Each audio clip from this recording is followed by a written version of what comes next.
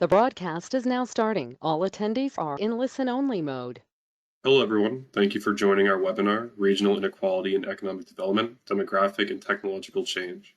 This webinar is being presented by Fred Treyz, CEO and Chief Economist at REMI. At REMI, we provide economic modeling solutions that help policymakers make more informed decisions in the field of tax, equity, transportation, energy and environment, economic development, and more. If at any point during this presentation you have a question, I encourage you to enter it into the question box. Time permitting, I will moderate these questions with Dr. Treyz after the presentation. If we don't get to your question, we'll make sure to reach out personally. Shortly after this presentation, a link containing the slides and a recording of this webinar will be sent to your email. If you have any questions about these materials, I encourage you to reach out to info@remi.com and we'll assist you. Thank you again for everybody for joining, and take it away, Fred.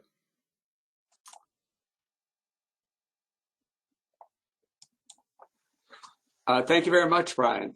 Today's presentation is about regional inequality in a time of demographic and technological change. So there's a lot of ground to cover here.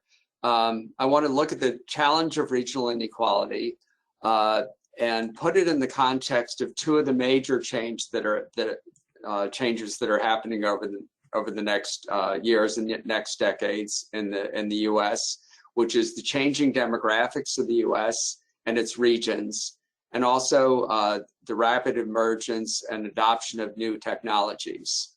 Then I'd like to pivot on to, having stated this context, potential regional economic development strategies that can be pursued in the areas of logistics and knowledge and amenities, and also the role of government policy. In particular, we're looking at modeling and various public policy mechanisms that one can employ. So we want to consider what can be done in the current economic and policy environment, concluding with a case study of Micron's new microchip plant in upstate New York, an economic study that REMI conducted for Empire State Development. So regional inequality is a concern since it's been increasing since the 1980s, and disparities are not only in income, but disparities are very widespread. So it's income inequality is sort of the starting point, but they're also very widespread regional disparities in health and healthcare access, in economic mobility, in home values, in poverty rates, in disability rates, and also in what is called deaths of despair. From suicide, alcohol, drugs, and other sort of what has been broadly termed premature deaths of despair. Central cities are also affected by the loss of downtown employment as workers shift to at-home work in the suburbs. Regional inequality affects the overall U.S. economy, as sustainable economic and productivity growth needs to be broad-based and cannot be supported by just a handful of regions. So the concern for economic development goes throughout the country, and then that's why we're looking at the end of this presentation towards various economic development strategies which are a fit for various regions of the country. And then I'm linking regional inequality and demographic and technical changes. These factors are very closely interrelated. Demographic change is happening. In coming years, the U.S. will have an increasingly older, more diverse population. So this places a challenge on the U.S. overall, and also state and local economies, and national, state, and local finances. And the changes and the stresses from these changes are going to be different for different regions of the country. The second area of technological change, such as the advancement in artificial intelligence, the mass adoption of new technologies, in particular remote work technologies, the shift to electric vehicles, and other areas is also happening at a rapid pace. periods of rapid innovation can be good for productivity, but also tend to increase inequality as economic clusters of innovation tend to outpace other areas in terms of productivity and income growth. So I'd like to show a map here of the distribution, which is just one level of measure of inequality, which across regions, which shows the median household income for counties in the United States from 2013 to 2017. So we can see from this map that the coastal cities, and in particular, it's been termed sometimes the 6-star cities, have outpaced the rest of the U.S. in terms of productivity and income growth, reflected in very high income levels of $75,000 for a household or more per year. These six-star cities are the metro areas of Seattle, San Francisco, Los Angeles, Boston, New York, and Washington. We can see also other cities, Denver, Dallas, Chicago, also have relatively high incomes. The high income counties, also there's some in natural resource intensive areas, such as North Dakota and Wyoming. Then if we turn the other direction and look at the lower household income counties in the country, they tend to be located in the Midwest and the South. In particular, a very large band of lower income counties where median household income is less than $40,000. So half of these top income counties.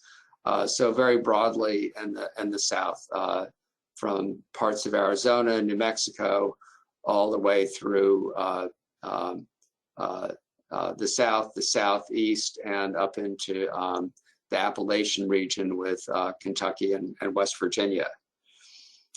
So there are very large income disparities in the country. And these go hand in hand with other disparities, rates of dependence, deaths of despair, other problems. And there has been an increase in government transfers, and that's mitigated some of these income disparities, but generally regional economic income inequality has increased in recent years. Now, since the pandemic, it sort of shifted the playing field a little bit, and the rise of remote work and people being more footloose from where their jobs are located has enabled some outmigration, and particularly from center cities out towards the suburbs and from some of the coastal northeastern and far western cities into lower tax, lower cost of living areas such as Florida, Texas, also high amenity areas such as in the Mountain West, Florida, the South, and I'll discuss this a little bit further towards the end. So first, the starting point is sort of identifying the problem of regional inequality. So these are very stark differences that occur from one county to the next, with particularly acute low income areas in rural America, the rural South in particular. So then I wanted to jump over and look at the issues of demographic and technological change and what this means for regional economic development. So as noted, the US demographics is moving towards an older, more diverse population.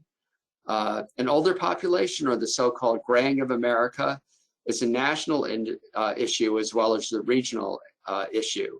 In particular, the dependency ratio, that is the ratio of the non-working to working population. We can think of like a non-working population, either out of the labor force or more retirement age, is increasing into the future. So this is a stress to national and state local economies. Essentially, you have a relatively smaller labor force needed to produce all the goods and services required by the population overall. So the dependency ratio means more of the efforts of the working population need to produce the goods and services required not only for themselves but also for the dependent population. Additionally, it's an increasing problem for the federal budget, as relatively fewer payroll and income tax payers will be there to finance Social Security, Medicare, defense, and other types of federal spending. States and localities, which have a variety of tax sources, will also have financial problems due to the higher dependency ratio, pensions, and so forth at the state level, and with a relatively smaller workforce than in past decades. So this next chart shows the U.S. population by major age groups. So this, we go all the way out to 2055, and we're starting here with the historical year 2001. So we might want to look at this chart just about 2020, and from that time we can see that the population for 0 to 14, 15 to 24, and 25 to 64 changes slightly, but is pretty much flat from 2020 through 2055. But the over 65 population is growing. So essentially, most of the population growth in the US going into the future will be by the expansion of the over 65 cohort, sort of the traditional retirement age, so a higher dependency ratio for the US as a whole. Then this effect at the national level becomes more pronounced for certain counties and regions of the US. So this map shows the median age by county. The national median age in 2021 was 38.88 years, and the darkest shaded counties here have a median age of 50 or more. Light shaded counties is a median population of 35 or less. So we can see sort of these broad bands of counties with an older population. They tend to be concentrated in rural areas in the north, the northern band, the northeast, up into Maine, down through the Appalachian Mountains, and then just more broadly, not in the oldest category, but more broadly, much of the Midwest and the Northeast has an older population, and really the only areas with the relatively young population are the Central Valley of California, Utah, which has the highest birth rates in the country, Texas, and maybe parts of Georgia and other areas. So in particular, these areas with an aging population may also have a double stress where the labor force is aging, there's an increased dependency ratio, and industries also may be maturing at the same time. So it presents a particular challenge when there's both demographic and economic stress on the region. Is how do you revitalize the region, or how do you keep the region vital? So a second area of demographic change is you know, and in the context of the demographic for changing, we see that if an area is going to be growing population, such as Dallas is a growing metro area, has a growing population, Atlanta metro area has a growing population, but it's increasingly going to become an issue that if one area has increasing population, that means that other areas maybe have lower population, and you're going to have to compete for a smaller labor force. So it's really a shift from earlier decades where all regions of the US had an increasing labor force and an increasing population. And one area could grow very rapidly and the other area could grow very moderately, but now it becomes more of a zero-sum game. Is like regions and counties may need to compete with other regions to attract the workforce. And then the second area of demographic change is the fairly gradual transition towards a more diverse workforce from about 60% non-Hispanic white today to about 50% non-Hispanic white in 2040. And as we all know, ethnic and racial disparities are very deeply embedded in American economic life. And as the US population becomes more diverse, the challenges of addressing these disparities will become more acute. And that's both within and across metro areas and regions. So the emphasis on diversity and inclusion in our current national policy has an economic as well as a social basis, as broad-based workforce skills across ethnic, racial, and gender lines are important for future economic prosperity. We should mention that class divisions are also a significant challenges for states and cities as well, as those with high skills in education, that part of the population are often the most geographically mobile.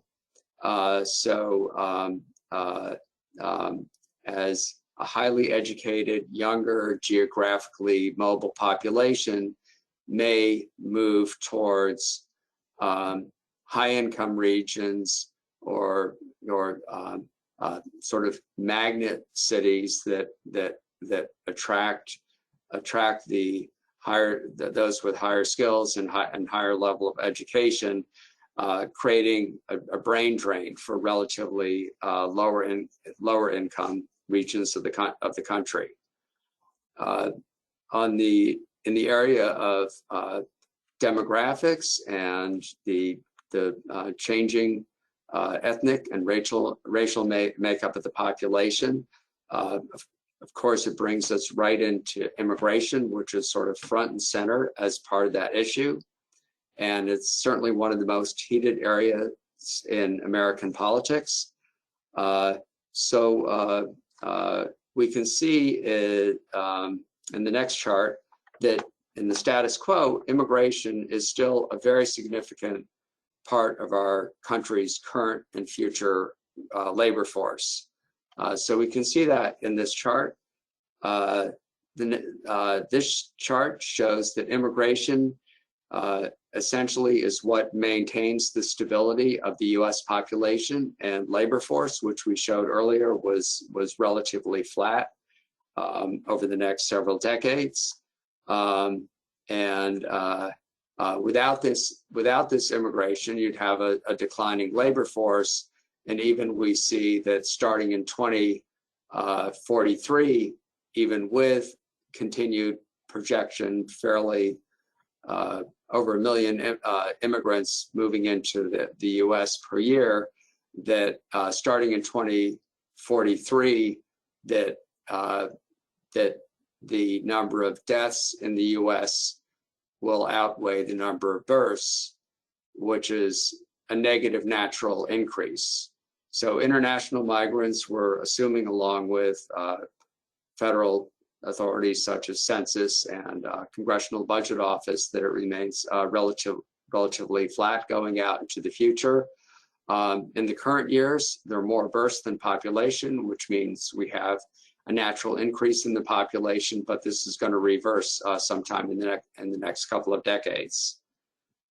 On a regional level, international immigration is very important at the state and county level for all states in the U.S. And we can see by this map, you know, in particular, Texas and Florida are some of the states that whose economic growth is to a large extent driven by immigration.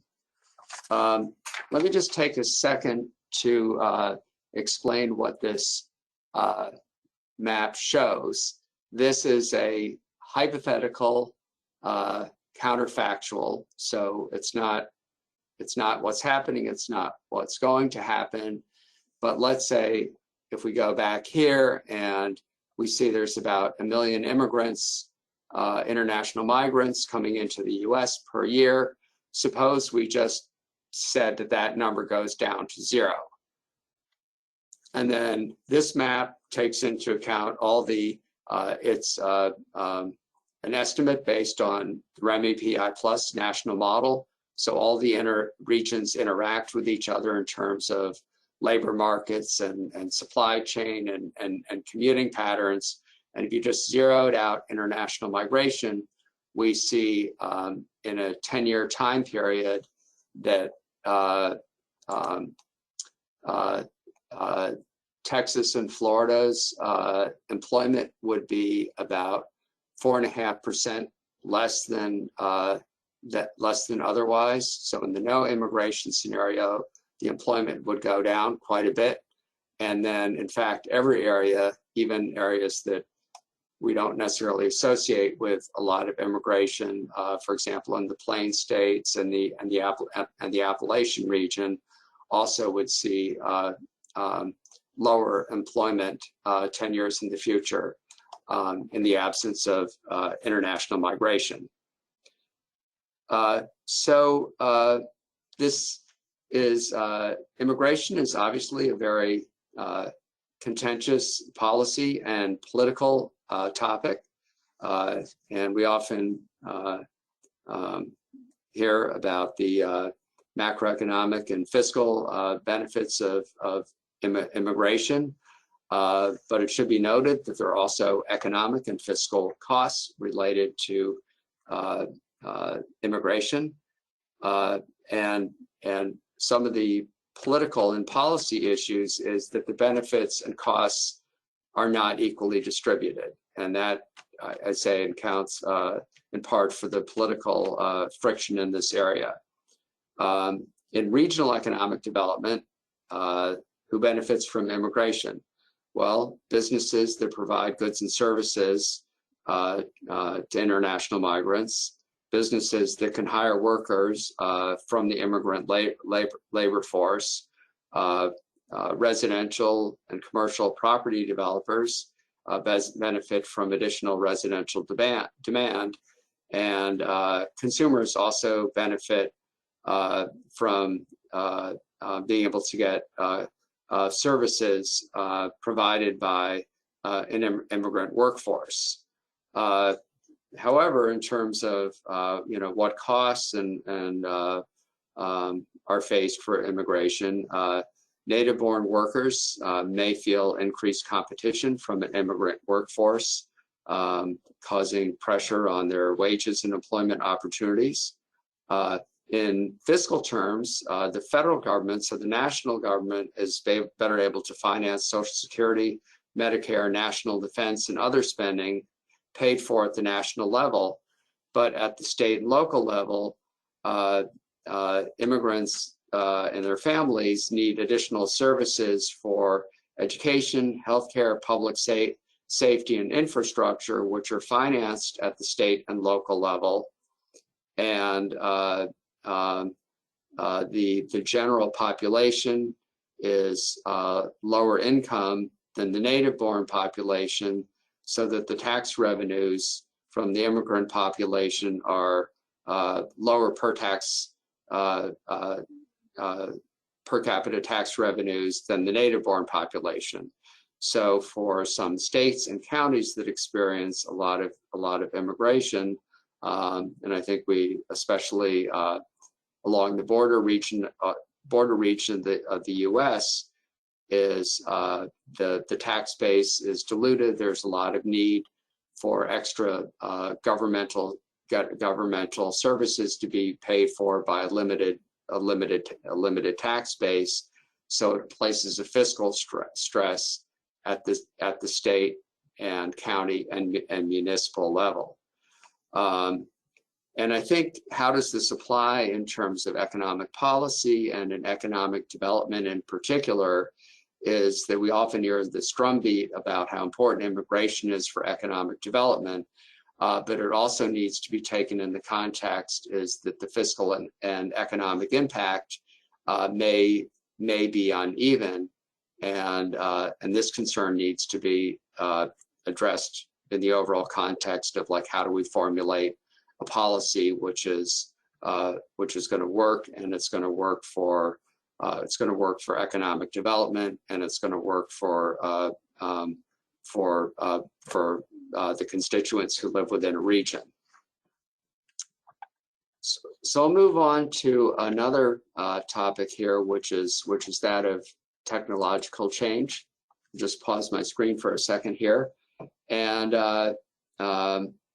there's very rapid technological change occurring right now. I mean, we hear a lot about artificial intelligence. During the pandemic, there was we almost moved 5 or 10 years forward in terms of the mass adoption of remote work and all the associated technologies with that. We also have the rise of the EV industry, and that's moving forward very quickly, and other technological changes. So what does this mean for regions, and what does this mean for regional inequality? And I'd say, generally speaking, is when there's rapid technological change, that tends to lead to increasing inequality, especially at the regional area. In particular, very innovative regions during a time of technological change, very innovative clusters of industries and knowledge and technology can become much more productive than the general region. I mean, just a very basic example is during the incredible technological revolution of the Industrial Revolution, there was a productivity boom that even today divides the whole world into the quote unquote developed industrialized countries and the developing countries. I mean, in other areas, Detroit, the period of rapid innovation in the automotive industry led to the rise of Detroit as one of the most productive and fastest growing cities in the US. So how does regional equality tend to occur? Well, it tends to occur during a period when the technologies begin to change less rapidly, and then those technologies can be duplicated outside of the core region. So if we think about the example of autos, is initially a lot of innovation occurred around Detroit, but then over time, auto assembly and the supply chain could be developed away from that US automotive cluster, for example, in Japan and elsewhere, and then the US automotive parts and manufacturing industry successfully migrated in part to the south. So it's like close enough to the supply chain to be able to have access to inputs into production, but also the technologies for automotive assembly and automotive parts, which had been developed in the Great Lakes region, could then be duplicated in Tennessee, Kentucky, and other parts of the US South. Now there's another big challenge in this technological revolution. It's a challenge for Detroit and for its competitors, and that's the transition to electric vehicles. So the transition is gaining very rapid momentum. Ford and just recently GM also announced that they'd be adopting the Tesla charging standard. The electrification, electric vehicles represents a complete paradigm shift for the automotive industry. And this is going to be a challenge and an opportunity for the Great Lakes region, as well as the whole automotive industry, which accounts for millions of jobs across the Midwest and South. The need, even if you're not in automotive region, the need for charging stations and meeting emissions targets is everywhere. So the macroeconomic implications of this shift are really massive. Hundreds of thousands of jobs lost or gained across the country, and certainly the capacity to be the new production centers or revitalizing the existing production centers in automotive manufacturing is going to be the key to state and city and regional success. So technological change is something that's occurring. It's gone on. It's part of American economic life, and adapting to technological change is a necessity for any region. So my reference point might be like Western Massachusetts, my home region, where REMI is based, and in this Connecticut River Valley area of Western Massachusetts, it has a continual shift of its economic focus since really before colonial times. This region developed world-class economic clusters during the first industrial revolution, fueled by water power. So every town or city in Western Massachusetts that's near a river or a stream has mills that were water powered. There was also a labor force, and what drove that was the water power, the labor force, but I think most importantly it was the agglomeration of innovation, which had to do to access to capital, new inventions, scientific technology, and in fact that cluster of innovation during way back when, during the first industrial revolution in particular, was where this whole terminology like Yankee ingenuity came from, really just a very strong cluster of innovation. So it led to the major Springfield in Massachusetts is the major city, and it led to the center of armaments manufacture in the U.S. Smith & Wesson, Hartford developed Colt revolvers. There's a bicycle and motorcycle agglomeration. There's still the Indian motorcycle, you may have heard of. Basketball was invented in the state, and even the Korea Motor Wagon Company was the first American firm to build gasoline-powered automobiles.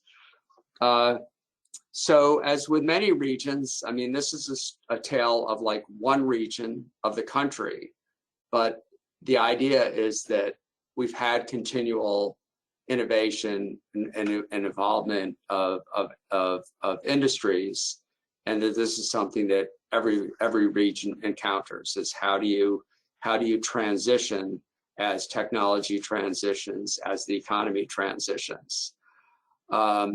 And then Western Massachusetts is really, it's no longer in its manufacturing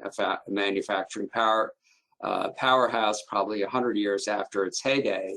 And this trajectory is faced by many many regions of the U.S. to some degree. You can kind of like look back about like when areas were really leading in innovation. So it's a challenge how to keep that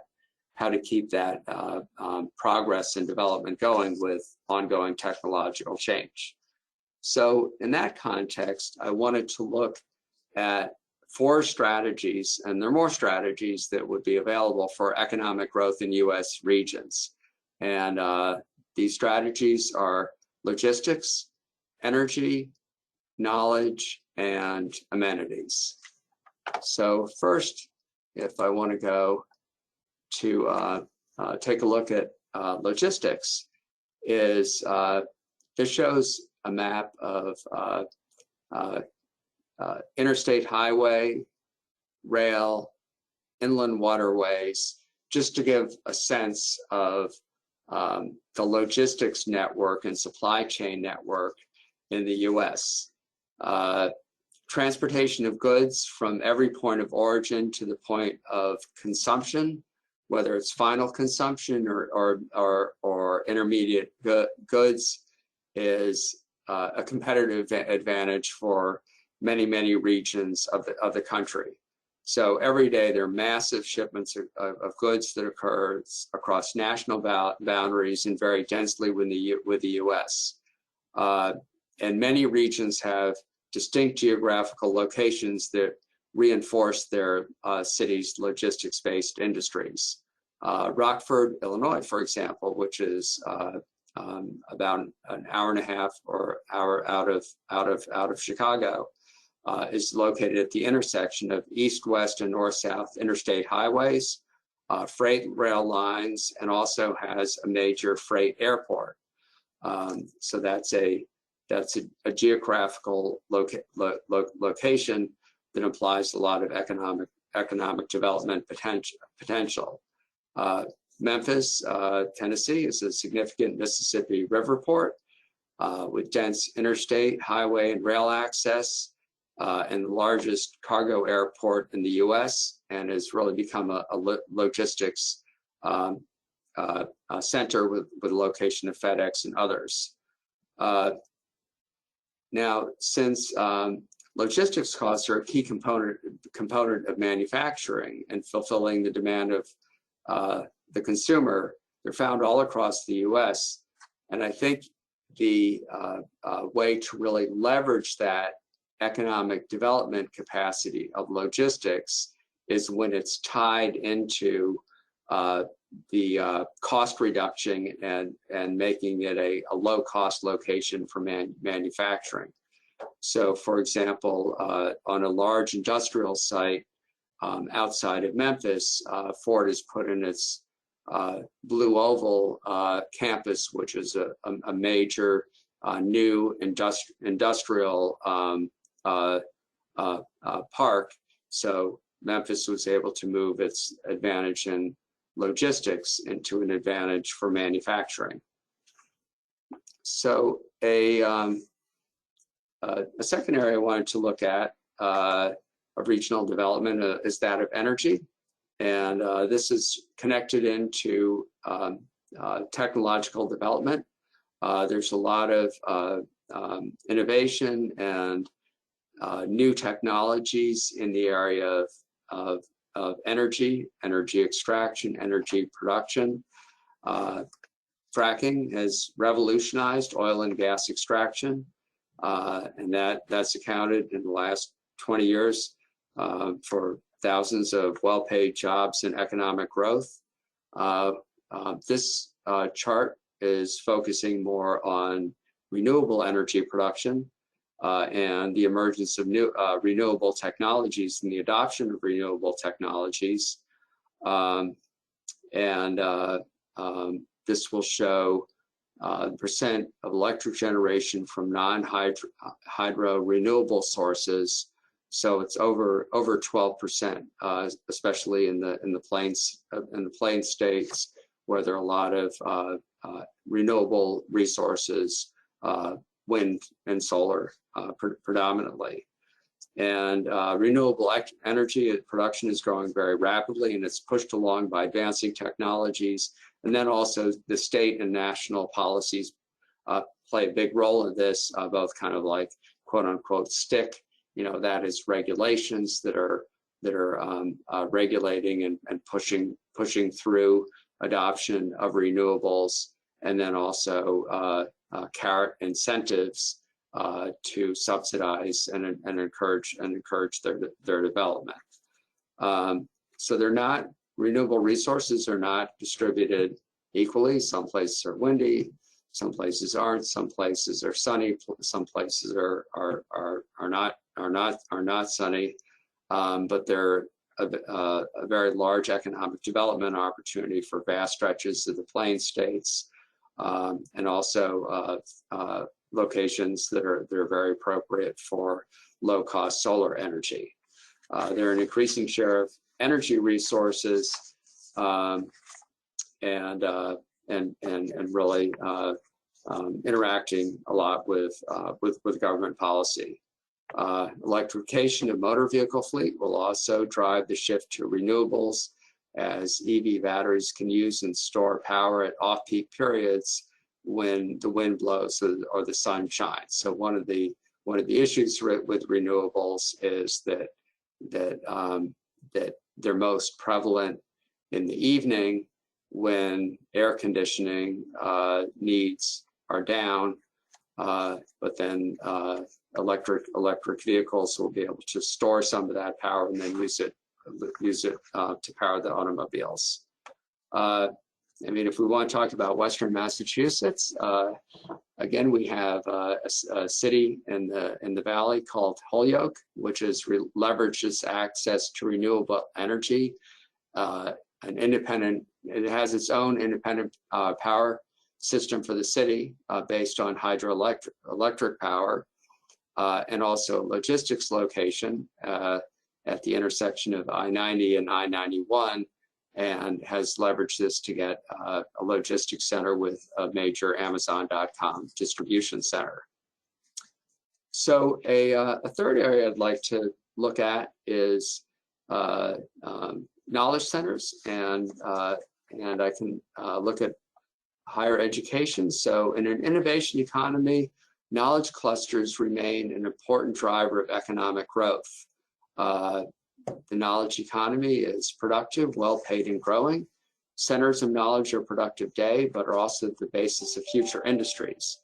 Industries tend to spawn, universities tend to spawn new ideas, new industries, and allow people to invest in their human capital, which not only helps their own benefit, but also the overall economy.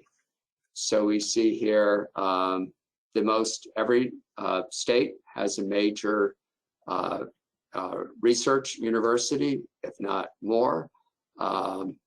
This shows they're very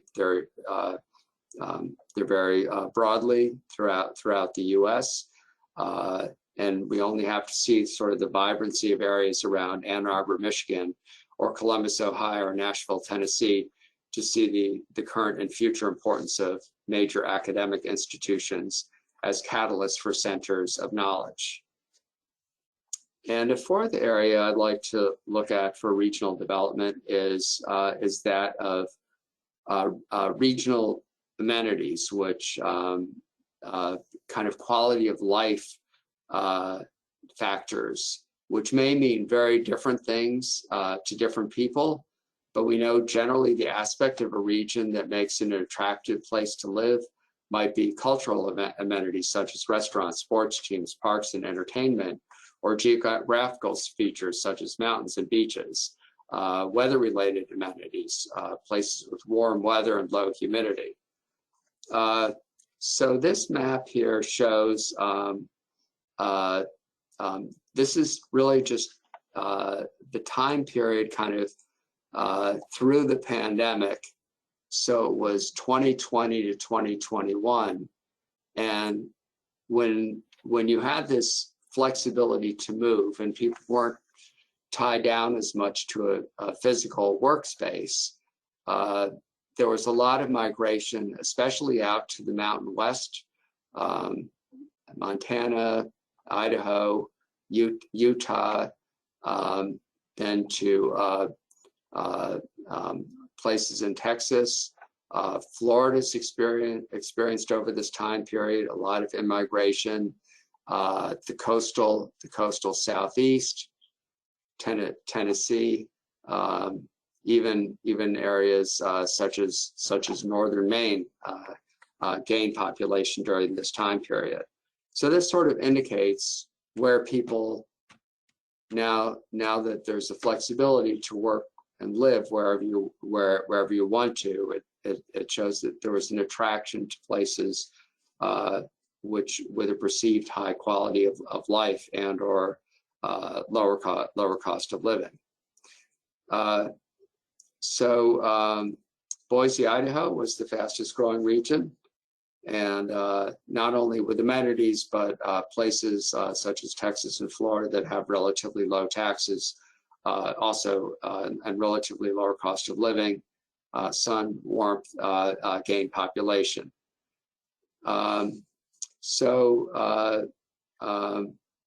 This is causing a big shift, and I think at a metropolitan level, we've also seen population declines in the center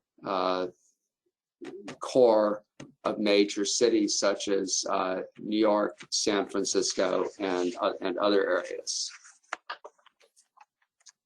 So Remy has an economic technique that we use to measure amenities. So this methodology, this gives us, we're just trying to show what this map is.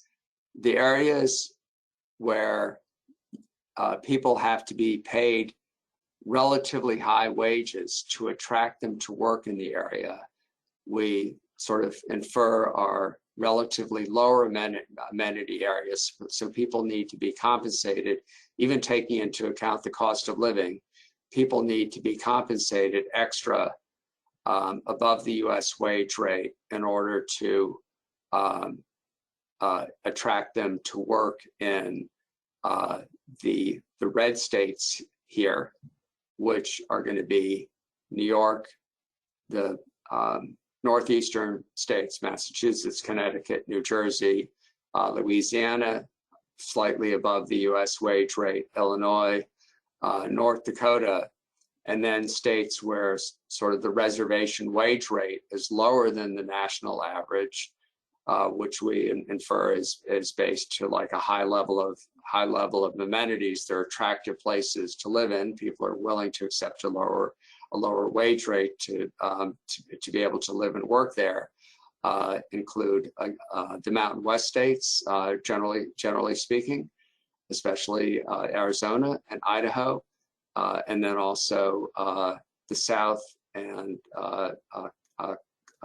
particularly coastal southeastern states.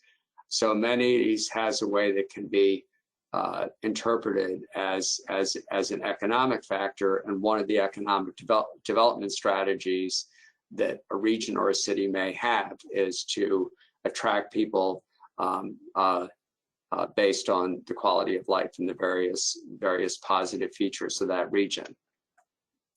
So I wanted just to jump for a minute into politics and policies, and this is one area that state and local policymakers have control over, is how to access various forms of federal grants that have come out recently in the last couple of years. So it's no secret there are a lot of new federal programs, a lot of ways to support the economy and other goals, such as the American Rescue Plan, the IIJA, or the Infrastructure Investment and Jobs Act, the IRA, so-called Inflation Reduction Act, and the CHIPS and Science Act. And then as a case study, I just wanted to look at the Micron, which was major. Well, here I can just quote the governor. It's $100 billion investment in New York, and it was in part motivated by the state green chips legislation, the Federal Chips and Science Act, and this was to attract a major new chip manufacturing facility into upstate New York, near Syracuse. Schumer called it an Erie Canal moment, and Biden says it's the largest American investment of its kind ever in our history. So I just wanted to Remy's study on this, and the economic numbers and fiscal numbers were rolled out and quoted in this context, and I just wanted to explain that methodology and how we can really apply these ideas about economic development to like practical, how do you put the project in place, access the federal funding, and then estimate economic impacts and fiscal impacts to kind of do that test to make sure that there's good return on investment in this area. So the model we used for this is called the Remy tax PI model, which shows economic and fiscal impacts of the development. So their sources of economic impacts is facility development and construction, then ongoing operations, and the economic, fiscal, and return on investment analysis covered 2025 to 2055, showing about 45,000 jobs, 5 billion in increase in disposable income, 9.6 billion in gross domestic product, and then with the fiscal feedback, the increase in economic activity, also direct and indirect, also increases government revenue. So about 944 million of additional state and local tax revenue compared to 151 million of incentives that were helped attract the facility to upstate New York. So in conclusion, and I'll break for some questions, is that regions need to adapt to demographic and technological change. Some opportunities for regional development include logistics, centers of knowledge, emerging energy technologies, and regional amenities. And as part of adapting to change, regions may be able to benefit from government programs in transportation, renewables, and reshoring manufacturing. So thank you very much for attending this. And Brian, if we could bring you back, I'm happy to answer some questions. Awesome. Thank you, Fred, for the great presentation, and thank you to all who joined. We're about to get into the question portion of the webinar, so if you have any questions, I encourage you to enter them at this time. I also want to remind you that shortly after the webinar concludes, a link containing the slides and a recording of this webinar will be sent to your email. And if you have any questions about these materials, I encourage you to reach out to info@remy.com, and we'll make sure that the question gets to Dr. Treyz. So first, looking at the first one. This was relating to the population decline slide. Someone asked, could international climate migration mitigate U.S. population decline? For sure, international migration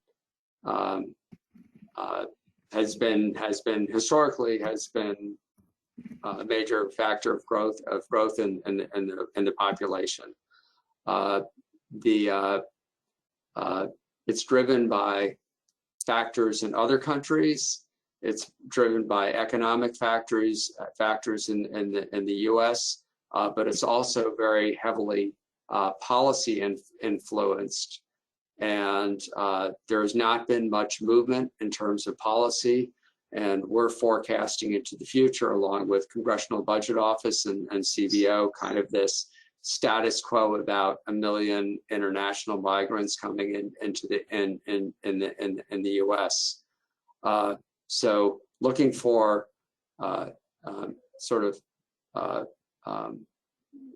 responding to demographic and economic challenges.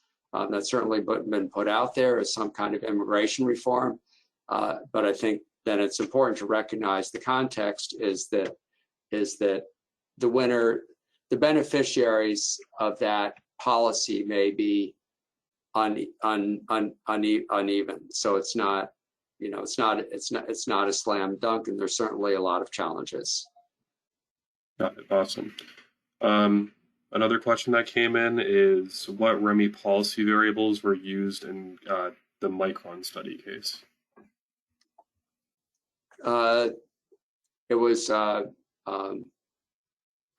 are mostly the expenditure and the expenditures and unemployment. I wasn't the principal investigator on that study, and we'd be happy to refer you to the detailed report and speak to Dr. Evangelos here at REMI who ran that study. Awesome. Another one that came in is, could you provide some examples of amenities that have been used to attract remote workers to regions? There are remote worker programs which have been financial incentives to attract workers, and those have been targeted at specific individuals. The regional amenities are often just intrinsic to the region, like mountains, water, fresh air in the Mountain West. As if to employ these as an economic development strategy, a region might recognize is, oh, we have some intrinsic amenities which make this very attractive for a remote workforce. Let's say Bend, Oregon, which is in the same time zone and approximate proximity to the high-tech industry in California, and has been very successful in marketing and encouraging the relocation of workers to that area where they can still maintain a high level of productivity, a high level of income in a more high amenity semi-rural or small city location. Awesome. And that was actually the last question that came in. As I'm doing my outro, if another comes in, I'll give it to you, Fred. But again, I just want to remind everybody that, again, the materials, including the slides and the recording, will be shared with everybody. We encourage you to look through those. And if you have any questions, please reach out to info@remi.com and we'll assist you as we can. It looks like nothing has come in yet, so perfect timing, 3 o'clock. Awesome. Thank you, Fred, for the great presentation. Thank you to all who joined, and we hope you have a great day and a great rest of your week. Thank you, Brian. And thank you all for attending. Thanks, everyone.